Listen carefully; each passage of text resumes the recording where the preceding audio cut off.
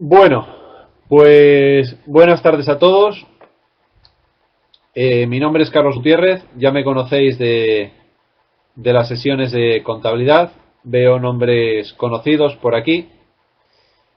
Entonces vamos a empezar hoy con contabilidad de sociedades. Veo que, bueno, se está añadiendo alguna persona más, pero bueno, empezamos ya porque son las 8:05 y luego, si hace falta, pues recuperamos un poco. Como os decía, vamos a ver hoy contabilidad de sociedades. Tenéis la asignatura programada para una serie de semanas. Cada semana se trata una temática o un bloque temático más bien. Entonces, el primer bloque temático que tenemos para esta semana, que os damos para vuestro estudio, es el referido a el reparto de resultados, la constitución de sociedades y la ampliación de capital. Vale. Os han dejado una serie de ejercicios que tenéis que cumplimentar y estos ejercicios, pues bueno, requieren lógicamente de una serie de cálculos, ¿no? Es algo que huelga decirlo. Eh, Siempre os comento, para los que ya me conozcáis o los que no me conocéis, que la contabilidad lo más difícil es dar números, es aplicar la ley contable a la realidad de nuestra empresa. Entonces, lo que vamos a trabajar hoy, básicamente, es la ley de sociedades de capital. La ley de sociedades de capital vigente es del año 2010, aunque luego ha sufrido alguna pequeña modificación en algún párrafo, en algún texto, y viene a sustituir lo que hasta entonces eran la ley de sociedades anónimas y también la ley de sociedades de responsabilidad limitada, ¿vale? Se hizo, por así decirlo, una ley más general. Quienes procedáis del ámbito jurídico, pues bueno, sabréis mucho más a lo mejor de este ámbito mercantil que quienes somos estrictamente contables. Nosotros, de la ley de sociedades de capital, junto con nuestros conocimientos contables, lo que vamos a hacer va a ser permitir a la empresa no solamente cumplir con la legislación vigente, sino asesorarla financieramente sobre cuánto tiene que ser o cuánto puede ser o cuánto pudiera ser nuestro reparto de resultados, cómo se llevaría a cabo la constitución de la sociedad, qué importes podríamos destinar a esa constitución de la sociedad y también las ampliaciones de capital que también se encuentran condicionadas en cuanto a tipo de acciones a emitir, importes, si hay cantidades pendientes de desembolso, etcétera. Entonces, estaba pensando que la ley de sociedades de capital, vamos, la tenéis que, no sé si la tenéis como elemento de estudio, pero bueno, se puede conseguir muy fácil por internet poniendo ley de sociedades de capital en Google, pones PDF y ya se te genera un archivo. Para los ejercicios que tenéis planteados, lo que había pensado para la sesión de hoy, y bueno, para otras sesiones futuras que vamos a tener según las temáticas semanales, va a ser comentarlos desde un punto de vista, vamos a decir, un poquito teórico, pero orientado a la práctica, ¿vale? Porque tú te coges la ley de sociedades de capital y repito, salvo los que seáis juristas, los que somos más bien del ámbito económico, somos muy de numeritos, pues bueno, ves ahí un montón de texto y te abruma, ¿no? Y hay muchas cosas y vamos a lo práctico. Entonces lo que vamos a hacer va a ser desgranar la ley de sociedades de capital para lo que nos haga falta en la sesión de hoy. Entonces, disculpadme. Entonces vamos a ver primero un poquito de contenido teórico y luego iremos sobre los ejercicios, los cuales no voy a resolver, pero sí os voy a dar alguna pauta para su resolución. Entonces, aquí voy a explicarlo todo de continuo, tal como está estructurado, y luego sobre cada uno de ellos, si nos da tiempo, pues entraremos un poquito en detalle, ¿no? Para daros un poquitín de pistas. Aunque ya básicamente las tenéis de los enunciados y de las propuestas de resolución. Bueno, vosotros sabéis que las empresas son entidades con ánimo de lucro y pretenden la búsqueda de un beneficio.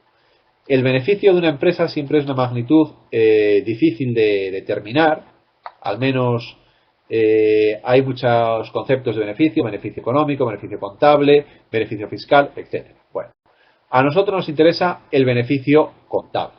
El beneficio contable es la diferencia entre los ingresos y los gastos. Este beneficio contable nosotros siempre lo vamos a considerar a efectos de reparto siempre después de impuestos. Es decir, después de haber practicado la regularización del ejercicio, de haber calculado el saldo de la cuenta 129, tendremos que aplicarle el tipo impositivo que le corresponda a la empresa más todos los movimientos que haya habido con cuentas de impuesto de sociedades. Me explico. Si tenemos, por ejemplo, impuestos diferidos por temas, por ejemplo, de partidas que van a cuentas del grupo 8 y 9 que se reconocen directamente contra patrimonio neto, tendremos también que tenerlo en cuenta. Vale. En cualquier caso, vamos a considerar como resultado del ejercicio el saldo de la 129. Cuidado porque, como bien sabéis, con el Plan General Contable del año 2007, hay una serie de ingresos y de gastos que se pueden producir durante el año y que se imputan directamente a resultados. Son las partidas que van a las cuentas de los grupos 8 y 9. Estas cuentas conforman un saldo por comparación entre ellas y van directamente a patrimonio neto. Ese beneficio, por comparación de las cuentas del grupo 8 y 9, más que beneficio, vamos a decir incremento patrimonial, ¿vale? Porque forman parte del neto, no lo podemos repartir, ¿vale? Por tanto, siempre cuando hablemos de resultado del ejercicio, durante la tarde de hoy, que tengamos en mente que va a ser ingresos menos gastos y neto de impuestos. Vale. ¿Qué se puede repartir? Pues se puede repartir a efectos de distribución de beneficios a los socios, bien el resultado del ejercicio corriente, la partida que llamamos remanente, que sabéis que hace referencia a los resultados de ejercicios anteriores que no se han distribuido, que no sabemos qué fin van a tener, y las reservas de libre disposición. El remanente, por la ley de sociedades de capital, y también se establece en el Plan General de Contabilidad, el ejercicio económico de las empresas, por lo general, el 90% de ellos, abarca desde el 1 de enero hasta el 31 del 12, que coincide con el ejercicio fiscal, ¿vale? Hay empresas que pueden tener ejercicios fiscales, pues vamos a decir, de fecha natural a fecha natural, pero bueno, no vamos a entrar ahora en ello. Entonces, el beneficio de un año tiene que repartirse siempre, o mejor dicho, más que repartirse antes del 30 de junio del año siguiente, tiene que llevarse a cabo la Junta General de Socios y decidir sobre su distribución. Por tanto, aquellas partidas del resultado del ejercicio que no sabemos qué destino van a tener, las tenemos que llevar a remanente. Es decir, el saldo de la cuenta 129 tiene siempre que morir antes de final de año y llevarse a remanente. Con el beneficio, ¿qué es lo que también podemos repartir? Reservas de libre disposición, que vamos a ver luego cuáles son. En el reparto de beneficios existen una serie de limitaciones, que yo llamo disposiciones legales y otras disposiciones estatutarias. Las disposiciones legales vienen recogidas en la Ley de Sociedades de Capital y las disposiciones estatutarias son aquellas que, por ejemplo, cuando se constituye la empresa, los socios pues imponen límites a la distribución de beneficios, por el motivo que sea. Y luego ha de cumplirse unos condicionantes, que ya son condicionantes técnicos, numéricos, de que el patrimonio neto no puede ser inferior a la cifra de capital social para que se pueda llevar a cabo una distribución de beneficios. Y si existieran pérdidas de años anteriores, debieran de destinarse a cubrir ese hueco entre el patrimonio neto y el capital social. Si en algún momento voy demasiado rápido, no entendéis algo, queréis que repita, me paráis, ¿vale? Bien, vamos a ver un poquito cada una de estas disposiciones legales. Tenemos la reserva legal, que yo creo que ya es bien conocida para nosotros, aunque veremos luego un poquito más en detalle. La reserva para acciones de la sociedad dominante, reserva por capital amortizado, reserva por fondo de comercio y luego otra serie de reservas especiales, que vamos a también a ver algunas. Y luego tenemos las disposiciones estatutarias.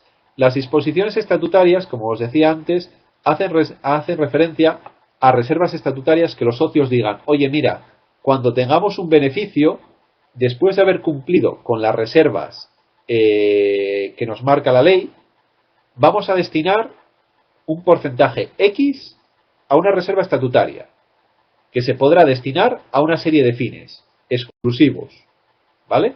Por lo general suelen ser reservas para autofinanciación de ahorro de manera obligatoria que se establece la empresa a sí misma.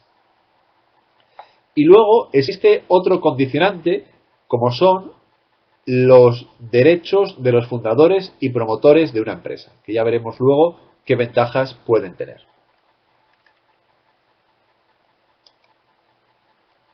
Entonces, la reserva legal queda recogida en el artículo 274 de la Ley de Sociedades de Capital, en el cual se nos dice que la empresa debe de destinar un 10% anual del beneficio neto hasta que el importe de la reserva legal alcance al menos el 20% del capital social. ¿Qué significa esto?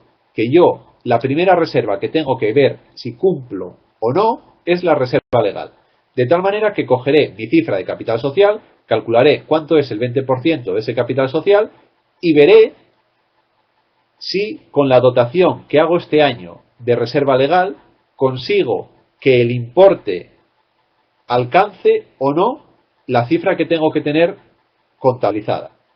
¿Me explico? Siempre será un 10% hasta que se iguale ese 20% del total de la reserva legal de manera acumulada. Puede ocurrir que cuando ya estemos muy próximos, a lo mejor con dotar un 3% o con dotar 2.000 euros o la cantidad que sea, ya no necesito dotar más reserva legal. Entonces no doto un 10, doto esa pequeña cantidad.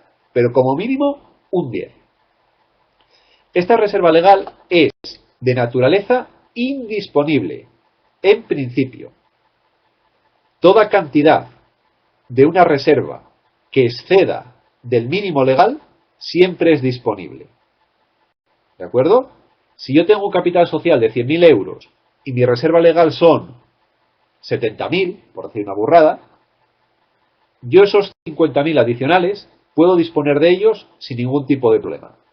Otra cuestión es cuando existen, por ejemplo, pérdidas. En ese caso, la reserva legal sí podría destinarse a esa finalidad.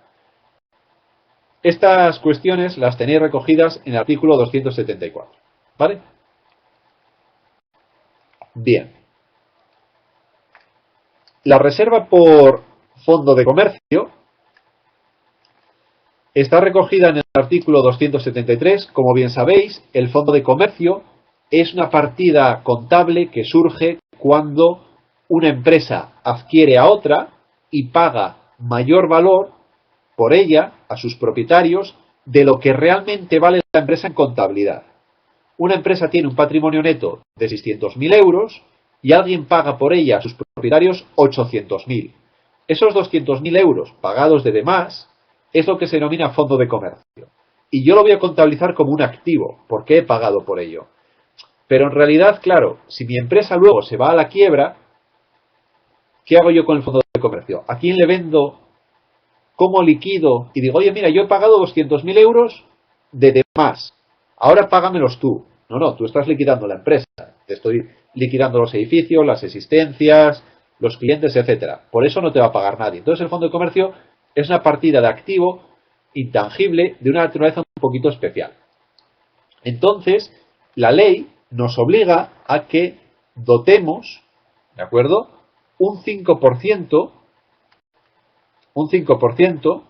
¿vale? Un segundito porque aquí os he puesto un 5% del beneficio, pero esto no es correcto. Es un 5% del, sí lo diré, del capital, madre mía, del fondo de comercio, ¿de acuerdo? esto que pone aquí 10%, esto que pone aquí del 5% del beneficio no es correcto. Perdonadme, esto no es correcto. Es un 5% del fondo de comercio. ¿Vale? Es un 5% del fondo de comercio la cantidad que hay que destinar todos los años para cubrir este fondo de comercio. El fondo de comercio no se somete a amortización contable, pero sí que no se somete a amortización contable, pero sí se somete a test de deterioro todos los años. Es decir, que se puede deteriorar a efectos valorativos. Entonces, si existe deterioro valorativo, lógicamente el valor del fondo de comercio cae, y al caer el valor del fondo de comercio, también va a caer el qué, la exigibilidad de nuestra reserva por fondo de comercio. Si recordáis, en contabilidad financiera superior, el fondo de comercio, si se deteriora, no se puede ¿qué? Volver a recuperar. ¿De acuerdo? Bien. La siguiente reserva que tenemos es la reserva por los gastos de investigación y desarrollo. Los gastos de investigación y desarrollo también son de una naturaleza un poquito especial. Son gastos que la empresa destina, valga la redundancia decirlo, a investigar y a desarrollar nuevos productos. Como consecuencia de esas investigaciones y esos desarrollos, se supone que vas a sacar nuevos productos, nuevas maneras de hacer mejor las cosas, etcétera, y te van a proporcionar unos beneficios en el futuro. Pero muchas veces esos gastos no llegan a buen fin. Entonces, la ley, en cualquier caso, si se cumplen una serie de requisitos, te permite activarlos en el balance. Como entrañan riesgo estos gastos de investigación y desarrollo, porque yo puedo decir, oye, mira, estoy investigando sobre un nuevo medicamento para que te crezca el pelo de color verde. Oye, pues mira, pues no se cumple porque es una cosa totalmente desfasada, es una cosa que no tiene salida al mercado, o quiero inventar, no sé, un producto salado que a la vez sepa dulce. Bueno, cosas un poquito tal, ¿no? A efectos de que una empresa puede estar intentando falsear su activo, activando gastos de investigación y desarrollo que nada tienen que ver con ellos. Entonces la ley pone una serie de condicionantes para ellos.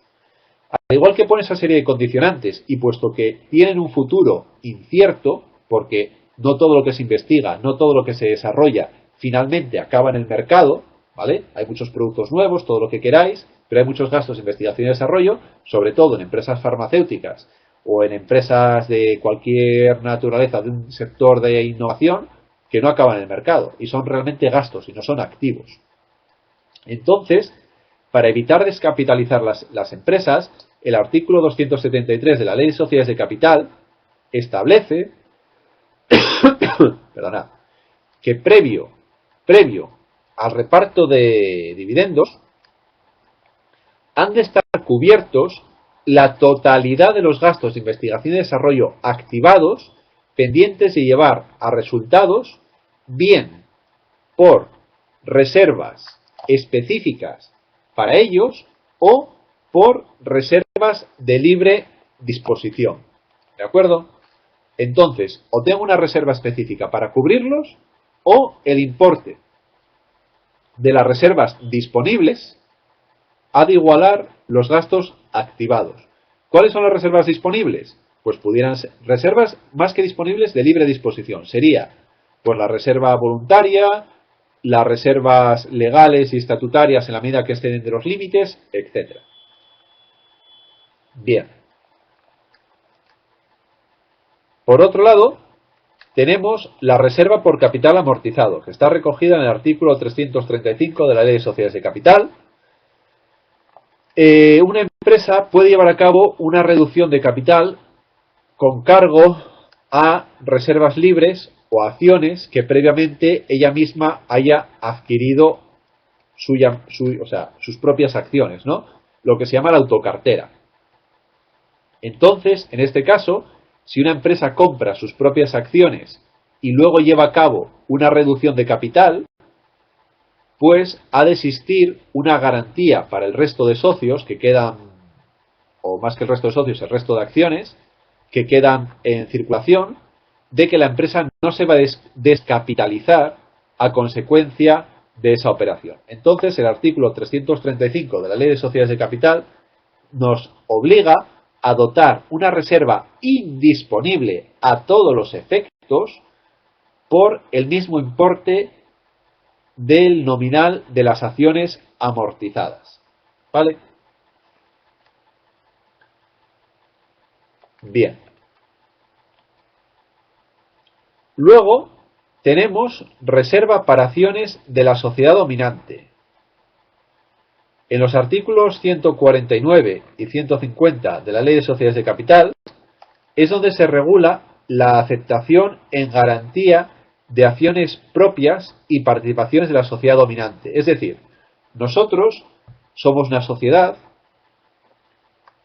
en la cual hemos emitido acciones y esas acciones pertenecen a sus accionistas.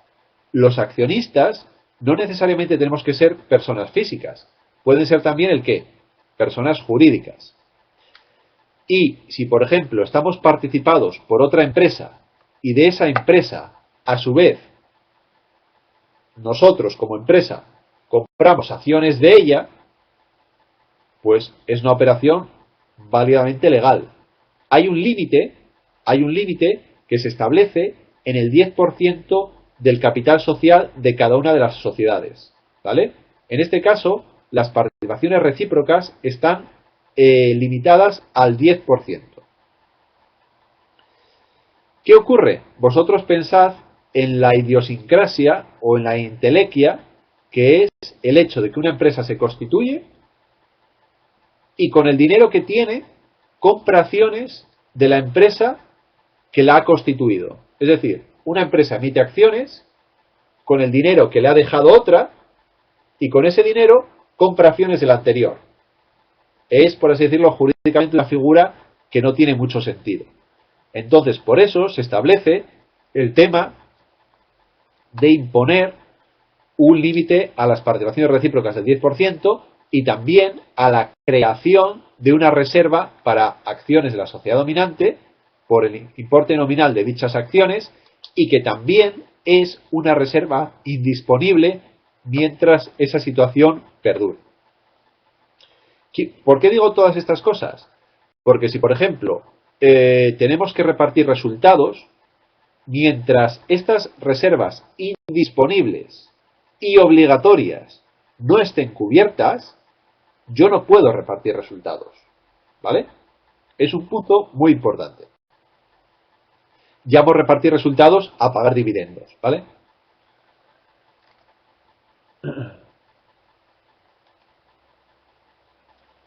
Bien. También decíamos que teníamos las reservas estatutarias, que ya hemos hablado un poquito de ellas, y tenemos la remuneración de los promotores. La remuneración de los promotores viene regulada en el artículo 27 de la Ley de Sociedades de Capital.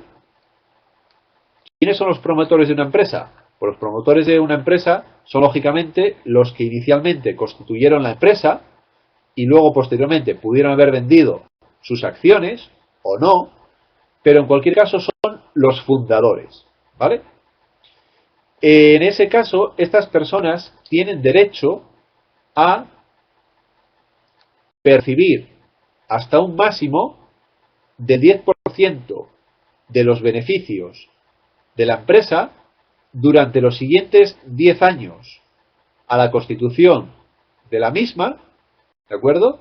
Y que se calcularán sobre los beneficios, pero como veis, una vez dotada la reserva legal.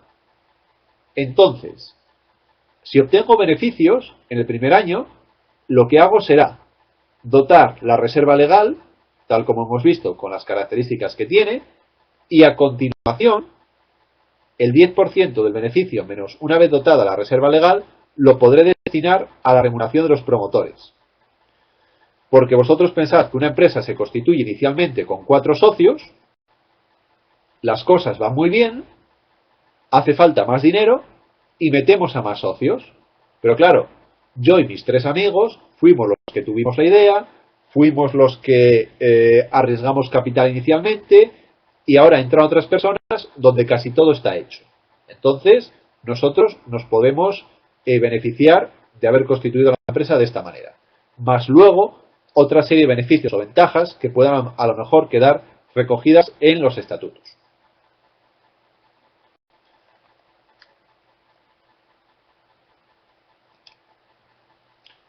Bien. Perdonad.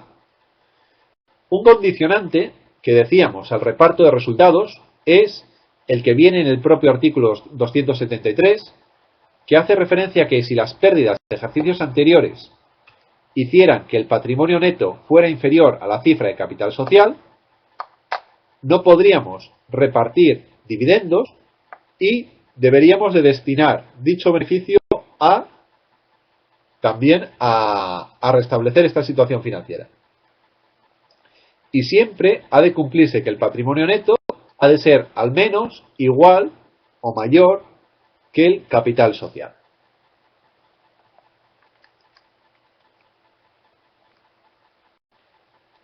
¿Queda más o menos claro el tema de los repartos de beneficios? ¿Alguna pregunta?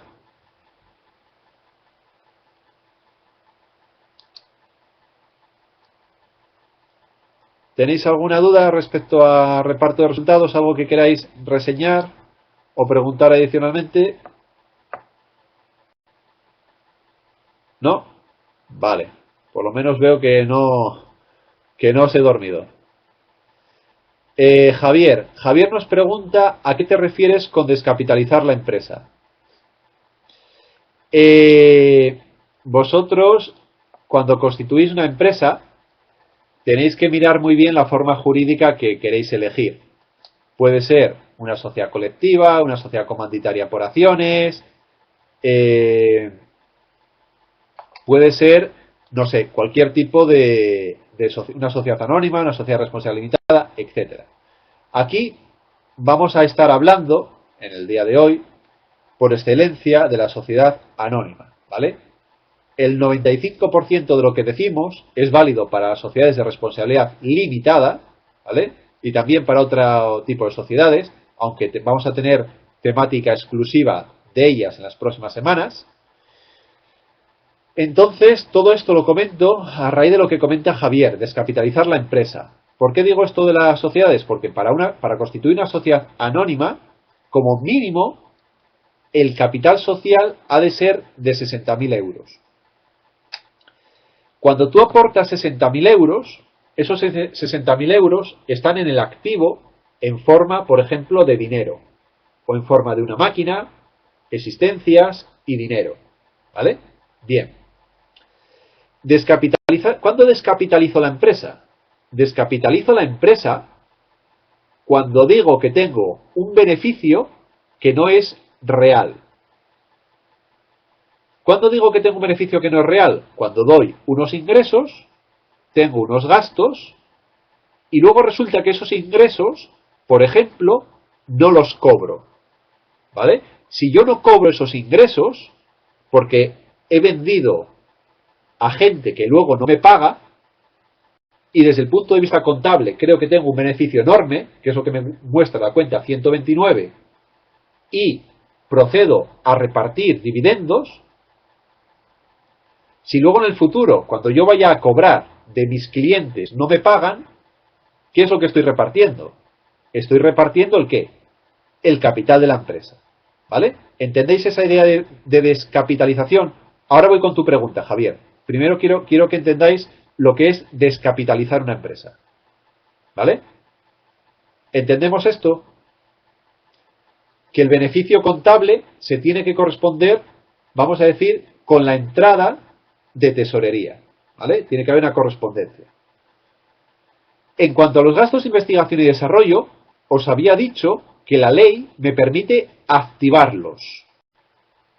Si yo activo un gasto, lógicamente, es una obviedad, mis gastos son menores y mi activo es mayor. Por tanto, al ser mis gastos menores, ¿qué va a hacer mi beneficio? Aumentar. Si ese aumento de beneficio, a consecuencia de dar un gasto menor, yo lo reparto en forma de dividendos y sale cash, sale dinero fuera de la empresa, y luego resulta que esos gastos de investigación y desarrollo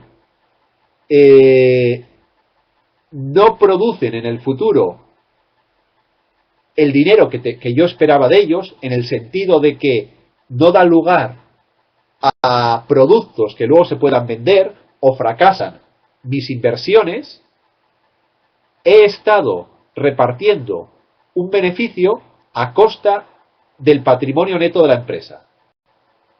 Y ese patrimonio neto de la empresa se ha venido beneficiado porque lo que yo he dado como gasto no ha sido tal gasto, sino que lo he destinado a aumentar el activo.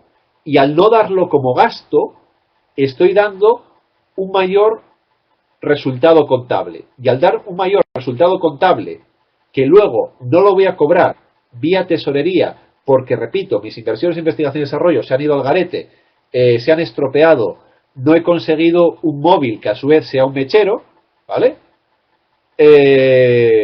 Entonces, estoy repartiendo a día de hoy el capital, mi inversión productiva, ¿vale? ¿Me explico? Por eso primero quise que entendáis lo que es descapitalizar una empresa y que no solamente se puede descapitalizar desde el punto de vista de no cobrar los ingresos de un cliente, sino también puede ser por el tema de una activación de unos gastos. Entonces la ley es muy estricta con la activación de los gastos de investigación y desarrollo, porque al activarlos tu beneficio aumenta, porque das un menor gasto. Y a su vez la ley dice, vale, te dejo dar un mayor beneficio, pero no te permito que descapitalices la empresa. ¿Por qué? Porque te obligo a tener una reserva específica o reservas disponibles justo en la cuantía que como mínimo equivalga a los gastos de investigación y desarrollo pendientes de llevar a resultados. ¿Vale? Por así decirlo, la ley blinda el efecto de que yo no descapitalice la empresa. Bien, ¿alguna duda más con este tema? Vamos a ver, Marina. Yo tengo otra duda. Artículo 273. Si existieran pérdidas de ejercicios anteriores que hicieran que ese valor del patrimonio neto de la sociedad fuera inferior a la cifra de capital social, el beneficio se destinará a la compensación de pérdidas. No, las pérdidas no tienes por qué compensarlas siempre. No, perdóname si a lo mejor ha sido la idea que he intentado transmitir, pero no. Las pérdidas, mientras no, quiero decir, no hagan que tu patrimonio neto sea inferior al capital social, no tienes que compensarlas. Otra cuestión es a efectos fiscales. A efectos fiscales, a ti te interesa compensar las pérdidas cuanto antes porque te vas a ahorrar impuesto de sociedades. Otra cuestión es que lo hagas contablemente. Y contablemente lo vas a hacer porque la ley del impuesto de sociedades te va a obligar. ¿Vale? Pero no tienes que compensarla siempre, perdona. Pero no tiene mucho sentido, por ejemplo, dotar una reserva voluntaria cuando tengo una partida de hace 2 años que es una pérdida. Pues mira, queda muy feo, ¿no? O sea, por así decirlo, sería una incongruencia. Pero no estás obligado, Marina. ¿Alguna pregunta más con este tema? Perfecto. Bien, vamos con la constitución de sociedades. Vamos a hablar, repito, de sociedades anónimas. Para sociedades de responsabilidad limitada es bastante parecido, tenéis la ley, ¿vale? El desembolso mínimo, cuando se constituye una sociedad anónima, siempre se exige, como mínimo, 60.000 euros, ¿vale? Los cuales han de estar divididos en acciones, cada una de las cuales representa una parte alícuota de dicho capital, es decir, una parte igual, el cual confiere los mismos derechos a todos los accionistas, y se exige que la totalidad de las acciones se encuentren suscritas. Ojo, yo puedo emitir, vamos a poner 200.000 acciones, emitirlas. Quiero crear una empresa.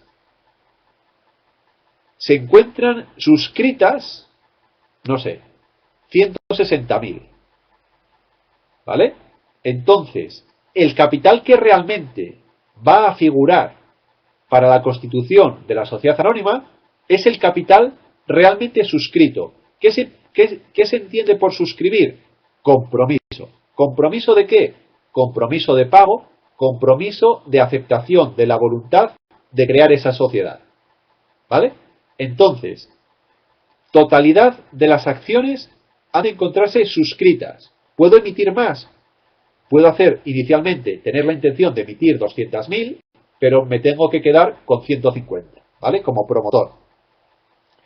Estas acciones que han de encontrarse totalmente suscritas, en el 100% del valor de la acción, se pueden emitir por encima del nominal. Nunca se pueden emitir acciones por debajo del nominal. Quienes estuvisteis en el día de ayer, las obligaciones, los empréstitos, se emiten en ocasiones por debajo del nominal, ¿vale? Para hacerlo más atractivo al inversor. Pero las acciones de la empresa de la cual soy accionista siempre se emiten al nominal o por encima del nominal. Porque yo no puedo decir, oye, mira, emito acciones por valor de 100.000 euros, pero en realidad solo te tengo que aportar 15.000. Oiga, mire, no, usted me está engañando, ¿vale? Porque tú miras los balances de una empresa y ves capital social 100.000, activo 15.000, aquí pasa algo, ¿no? No, es que la emití por debajo, no. La ley prohíbe tajantemente acciones por debajo del nominal. O sea, eso fuera. ¿Qué se supone? Que en el momento de la emisión de las acciones, en el momento de la suscripción, que ha de ser por el 100%, el desembolso mínimo ha de ser siempre del 25% del nominal más el 100% de la prima. Yo suscribo 500 acciones. De 100 euros de valor nominal, tengo ya 50.000. Con una prima del 20%, yo tendría que pagar 60.000 euros. Pero en el momento inicial, pagaría únicamente el 25% de 50.000, que son 12.500, más el 100% de la prima de emisión de mis acciones, que son 10.000 euros. Por tanto, en el momento inicial, yo pagaría 25.000 euros. Os pongo aquí que existen dos tipos de fundación. Cuando se constituye una sociedad, puede ser una fundación simultánea, en la cual hay emisión de acciones y suscripción de las acciones en un solo acto. ¿Esto qué es? Cuando yo y mi amigo vamos al notario, al registro mercantil y todos los trámites que haya que hacer, y en ese mismo momento la sociedad queda constituida y funciona válidamente a todos los efectos. Sin embargo, una fundación sucesiva es cuando yo y mi amigo queremos constituir una empresa, no sé, con un capital de 600.000 euros, y él y yo somos unos pobres hombres de la vida y no tenemos más que 20.000 euros. Y buscamos gente que quiera convertirse junto con nosotros en accionistas de nuestro proyecto. Entonces, durante un tiempo razonable, la sociedad, por así decirlo, aquí me tenéis que permitir alguna flexibilidad a los juristas, ¿vale?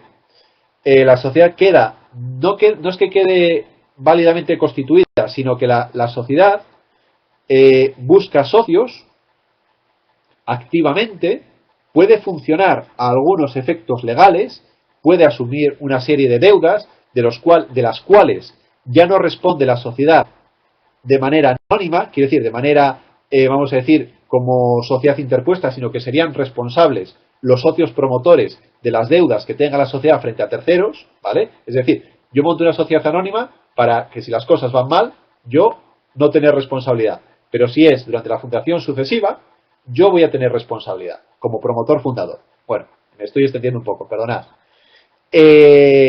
Durante la fundación sucesiva, lo que ocurre es que la sociedad va a buscar gente, va a haber una serie de gastos, va a haber actividad con el banco, va a haber temas jurídicos, de abogados, de notarios y demás. Entonces, esa contabilidad la ha de llevar la empresa que la constituye, ¿vale? Y luego, cuando ya queda válidamente constituida, cuando ya se cierra el periodo de suscripción, es cuando realmente se constituye la sociedad y se traspasa a la contabilidad anterior, se hace, por así decirlo, un asiento reflejo de constitución en la empresa que nace, ¿vale? Perdonadme un poquito el rollo, que a lo mejor me he extendido demasiado de forma jurídica en ello, pero bueno, efectos contables ya lo tenemos en los ejercicios. ¿Qué más tenemos? Vale. Las aportaciones pueden ser tanto dinerarias como no dinerarias. Bueno, las dinerarias pues tiene que ser en euros, moneda que lo represente, etc. Las no dinerarias, pues todo aquello que no sea dinero. Puede ser existencias, inmuebles, no sé, cualquier cosa que no sea monetario, ¿vale? Que no sea dinero. Hay varios tipos de acciones, ¿vale? O sea, las acciones de una empresa, dentro de las múltiples clasificaciones que se pueden hacer, ¿vale? A efectos que nos interesan a nosotros, ahora mismo nos vamos a quedar con esta clasificación. Quiere decir, clasificaciones hay muchas, ¿eh? Pero vamos a quedarnos con esta, para lo que nos interesa.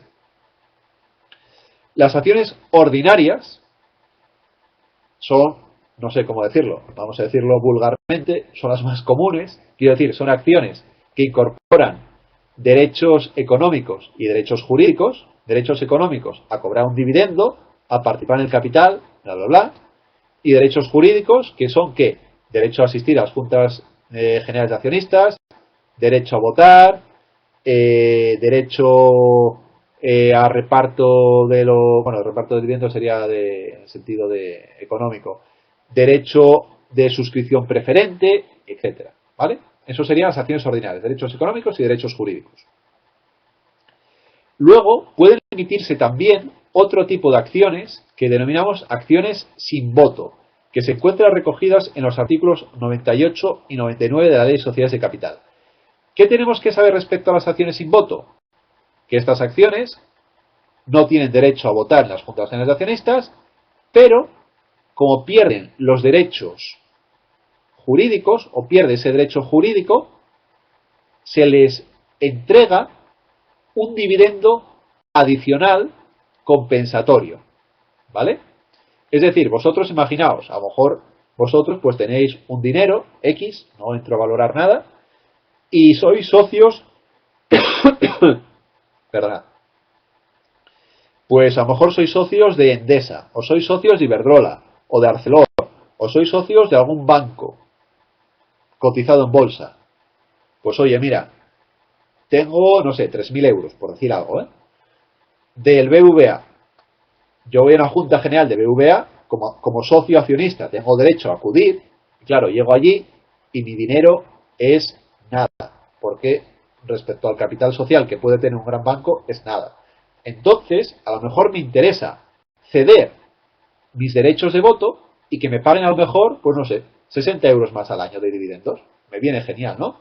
Entonces, por eso se hacen este tipo de acciones, que también tienen otra serie de privilegios en caso, por ejemplo, de si las cosas van mal, en cuanto a reparto de la masa de liquidación, etcétera. Pero bueno, a nosotros, desde el punto de vista contable, que sepamos que existe un dividendo preferente que ha de ser atendido previamente a cualquier otro dividendo de las acciones ordinarias.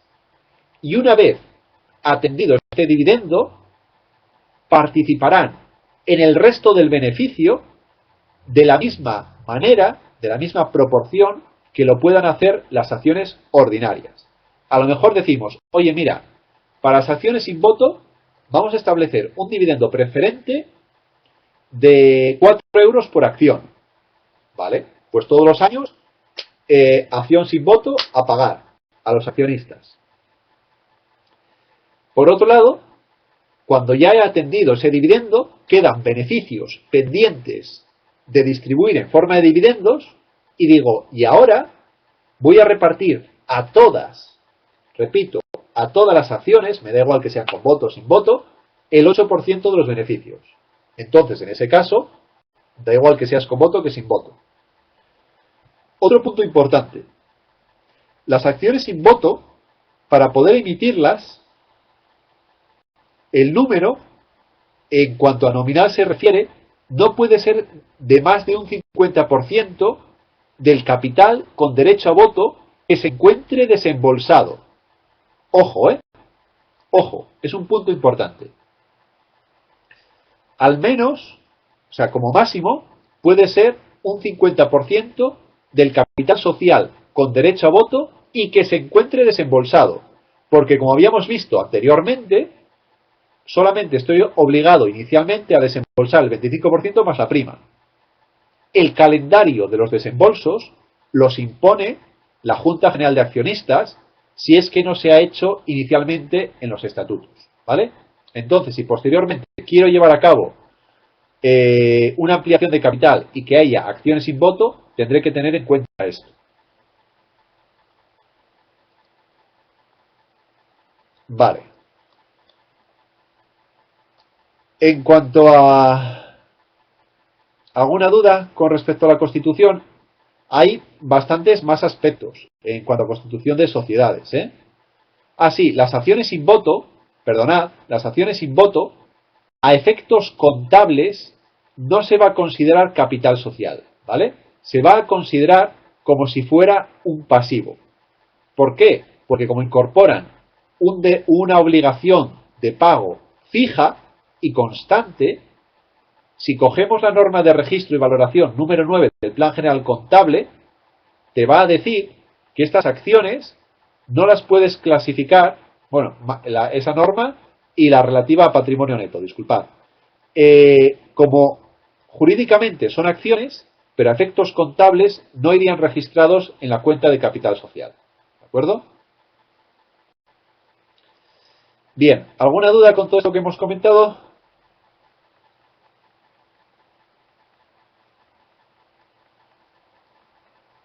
¿Todos de acuerdo?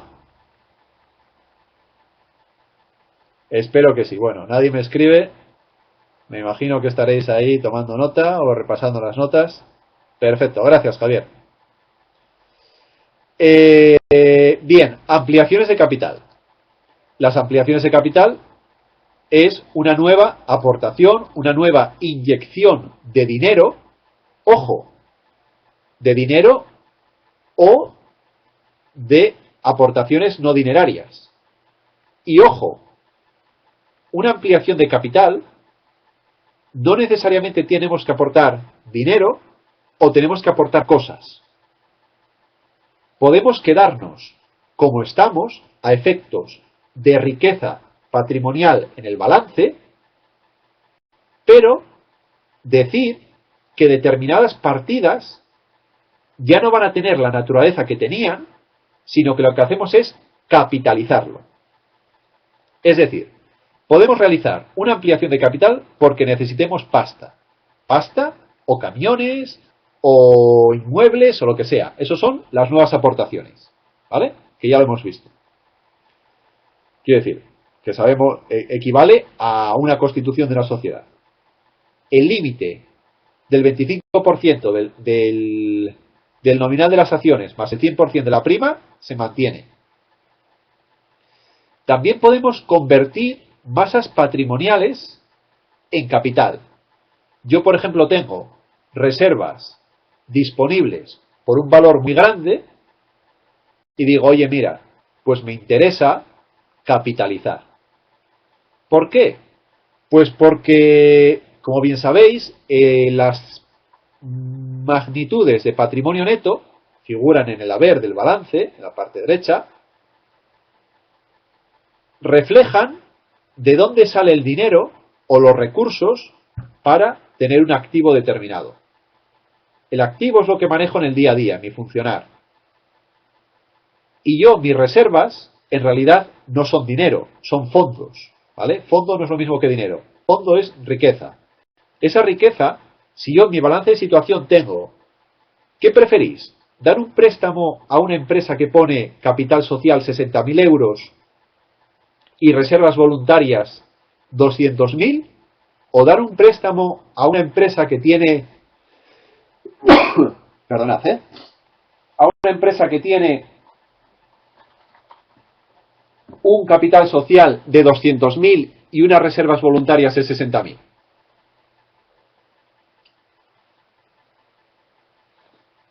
Disculpad, que anda la gripe por aquí cerca.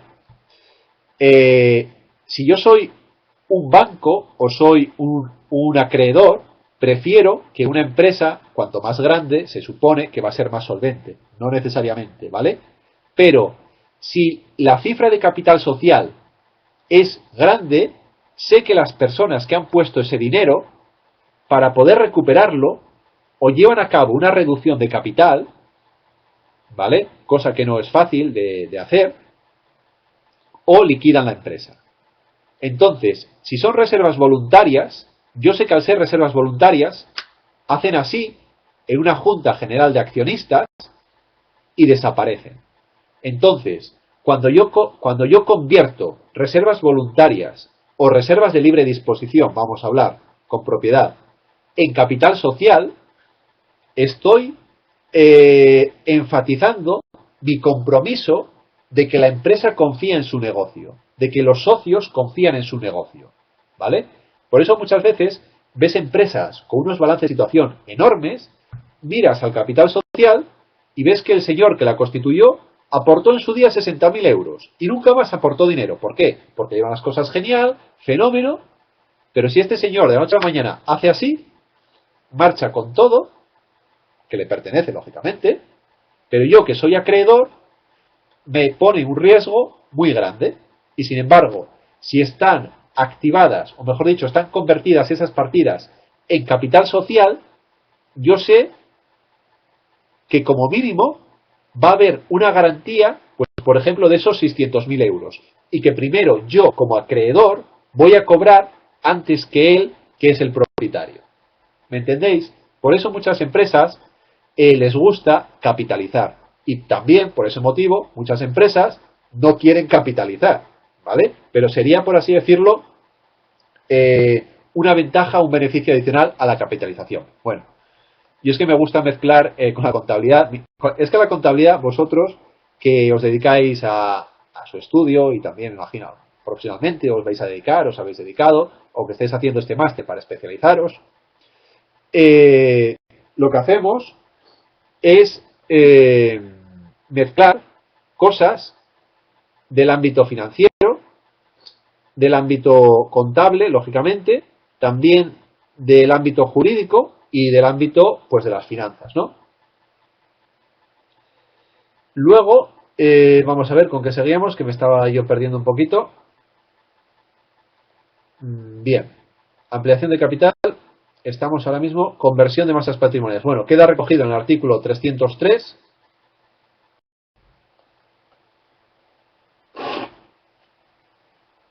Perdonad, que ando con la gripe un poquito. Vamos a ver.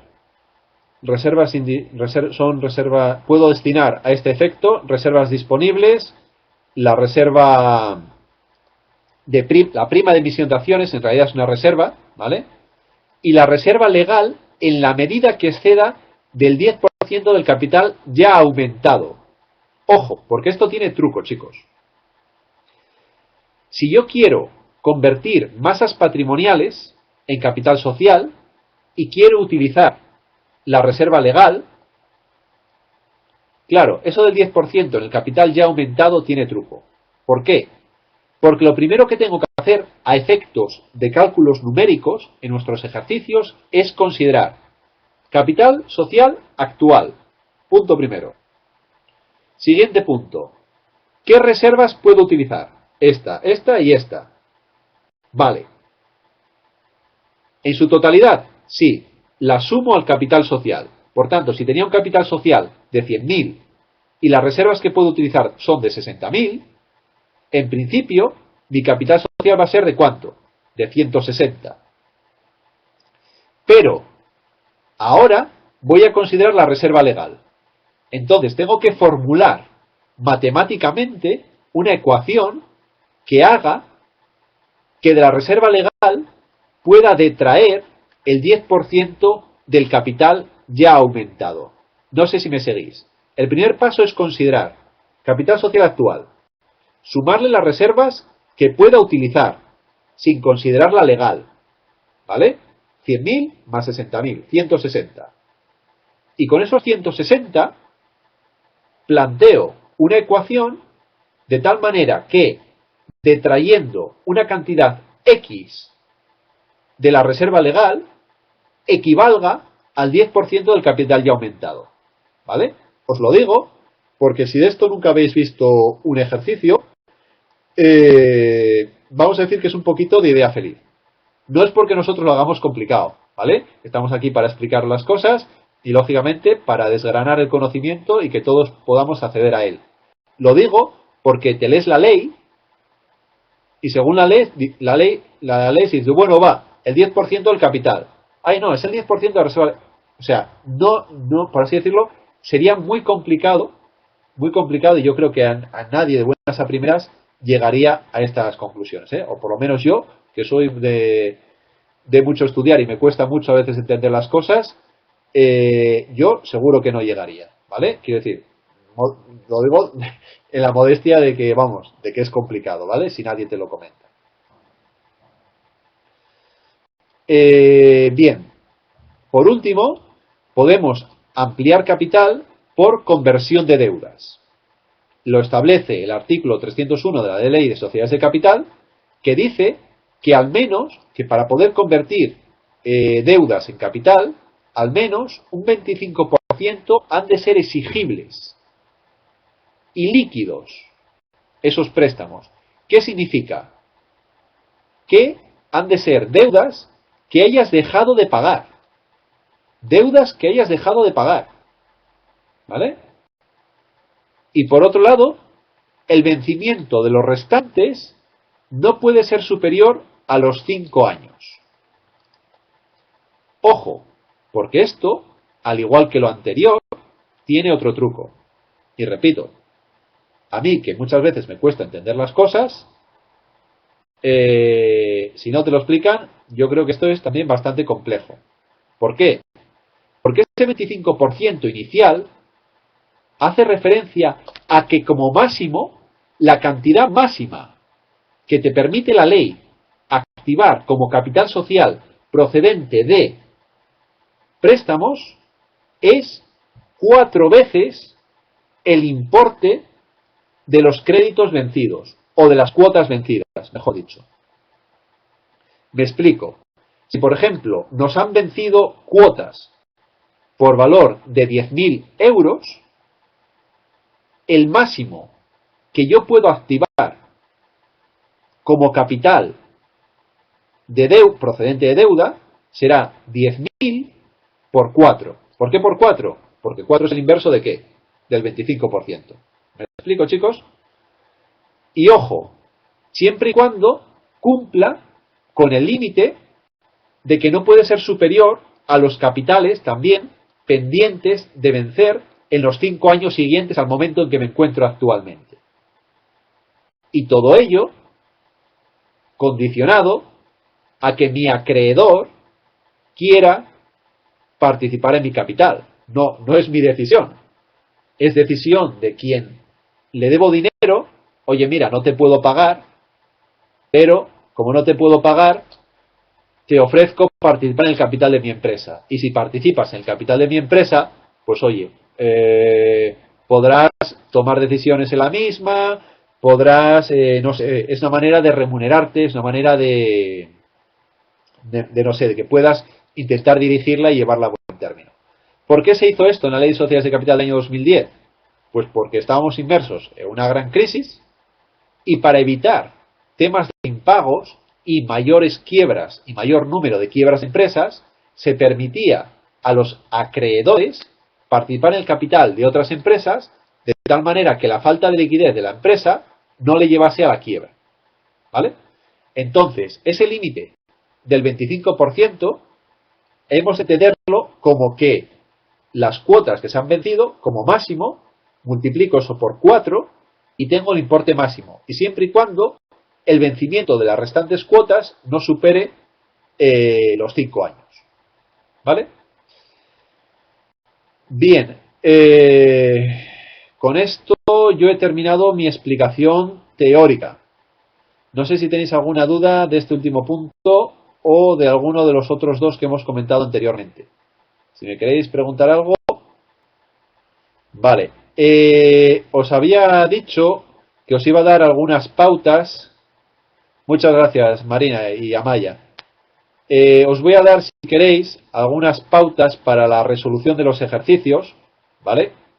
Que aunque también las tenéis, bueno, que se os plantea en el campus virtual, y aunque hoy os he explicado un poquito los artículos de leyes sociales de capital, pues también a todos nos interesa saber resolver casos prácticos del día a día, ¿no? Entonces, bueno, a ver cómo lo hacemos. No sé si tenéis los ejercicios delante, chicos.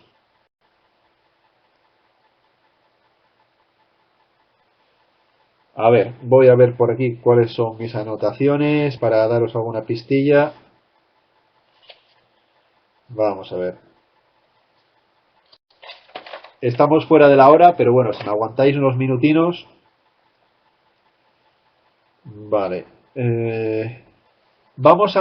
Os voy a ir escribiendo el nombre del ejercicio. Hay una empresa que yo llamo No Puedo S.A., ¿vale? En este ejercicio tenéis que mirar el artículo 299 y tener en cuenta que el desembolso pendiente sobre las acciones, es verdad, este punto no lo he comentado. Cuando emito nuevo capital, sí, son un bloque de ejercicios que tenéis. No sé exactamente son de autoevaluación o cómo los tenéis planteados. Creo que sí. Son unos que tenéis que ir rellenando unos huecos y demás, me parece. Es que bueno, vamos a decir, el nombre técnico que empleáis, yo vamos, lo desconozco, la verdad. Vale, gracias, Amaya. Es verdad, se me había pasado, disculpadme. Cuando llevo a cabo una ampliación de capital, previamente a llevar a cabo esa nueva ampliación de capital, pues después de la primera aportación, al menos,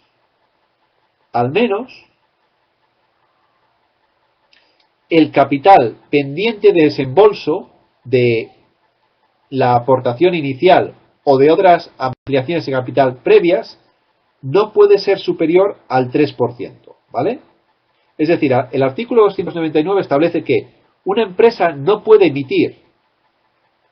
llevar a cabo una ampliación de capital nueva mediante aportaciones dinerarias si el desembolso pendiente de otras aportaciones anteriores o de cuando se constituyó es superior al 3%, ¿vale? Esa limitación también tenemos que tenerla en cuenta.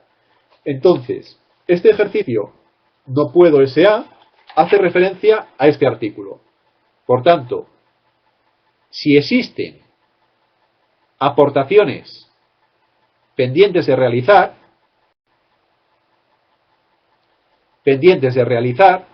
lo que tendremos que hacer es exigir a los accionistas aquel importe que me permita cumplir la ley. Y con esto contesto a Maya, que nos pregunta si es el 3% del total capital social o de cada ampliación. No, es el 3% del capital antes de la ampliación. Yo tengo 100.000 euros de capital y existen 20.000 euros pendientes de desembolso.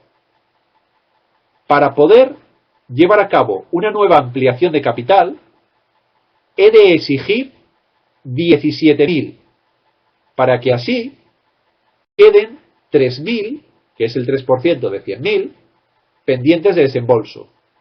Mientras yo no exija una cantidad que haga que la cantidad pendiente no sea inferior o igual a ese 3% del capital social, no podré llevar a cabo nuevas ampliaciones de capital.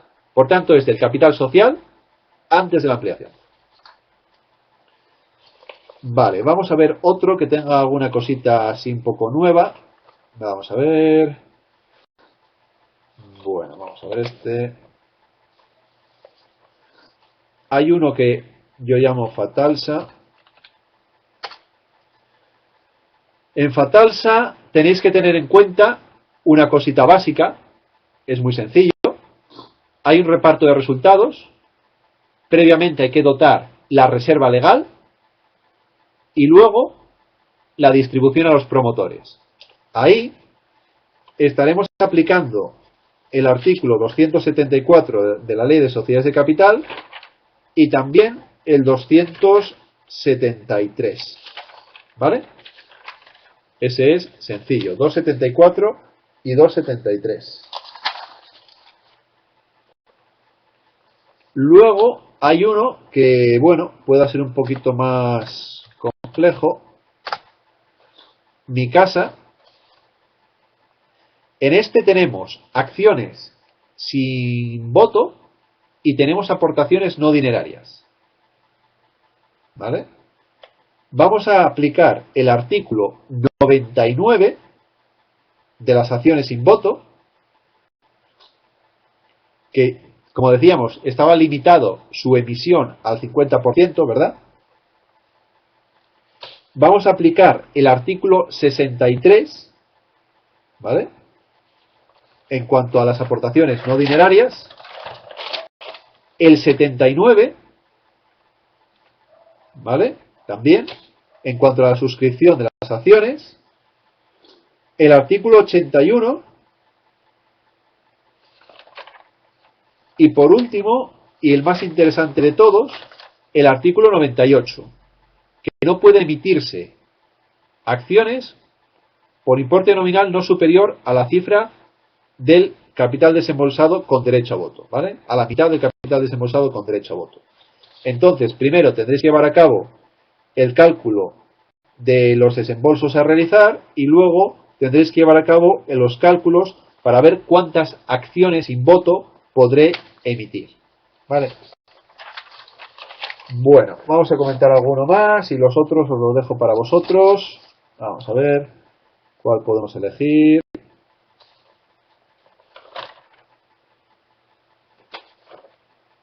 Yo creo que este. Vale. Vamos a ver ahora el ven a casa. En este es una ampliación de capital sin desembolso adicional. Ojo, vamos a ampliar capital y no se va a aportar ni dinero ni cosas. Cuidado. Entonces nos presentan toda una serie de reservas de la situación patrimonial a 30 de 9. Tendremos que leernos el artículo 303 de la Ley de Sociedades de Capital e ir viendo de esas reservas cuáles podremos utilizar y cuáles no. Si leemos el artículo 303, veremos que la prima de emisión sí se puede utilizar, el remanente también se puede utilizar, la voluntaria, por supuestísimo que sí,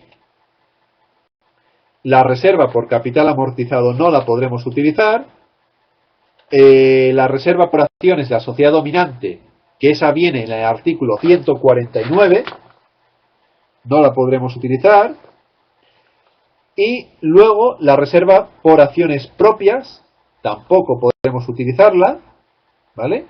Y la reserva legal, ojo, podremos utilizarla, perdonad, en la medida que exceda del 10% del capital ya aumentado.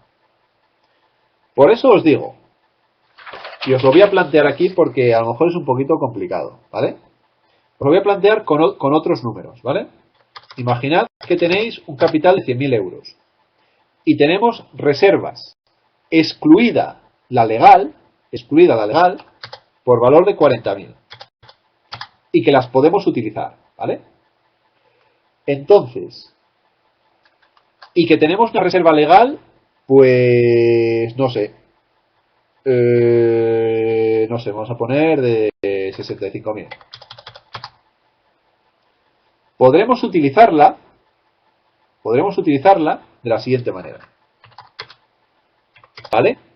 140 sería el capital aumentado con las reservas que sí puedo utilizar sin problemas, más X, que es la reserva legal o la parte de la reserva legal que puedo utilizar, según la ley, al 10%, tiene que ser igual a la reserva legal menos esa parte de la reserva legal que utilizo. ¿Qué es lo que estoy haciendo? Que la reserva legal quede disminuida justo en el 10% de la cifra de capital ya aumentado. ¿Por qué os pongo esto? Porque si no, repito, yo que soy duro de entendederas, por mucho que me lea la ley, no sería capaz de ello si antes no se ve un ejemplo. Es complicado, lo reconozco, ¿vale? Quiero decir, porque a nadie se nos ocurre el detalle de sumar los 40.000 ahí, empezamos a jugar con la reserva legal, a quitarle el 10%, pero no se lo quitamos a la otra partida, bla, bla, bla. Montamos una cosa que en realidad no es lo que busca la ley, ¿vale? Por eso, esa formulita que os he puesto abajo ahí con esos números, nos la tenemos que grabar aquí, al igual que otras fórmulas en contabilidad, de elevar al íntegro, o tema de cálculo de retenciones, etcétera, ¿vale? Es una fórmula básica. Pero claro, si no se supone que vas a ampliar capital en la máxima cuantía posible. Por eso os lo pongo de esa manera. ¿Vale? Por eso os lo pongo de esa manera. Porque si queremos aumentar capital en 20.000, no me monto toda esa cuestión contable y digo, mira, de las reservas voluntarias 20.000 y para adelante, ¿no? ¿Vale? Y luego, pues bueno, el resto de ejercicios pues son muy sencillitos, ¿vale? Con la ley de sociedades de capital delante lo tenéis que sacar. Y por mi parte esto ha sido todo. Un saludo y gracias por la sesión de hoy.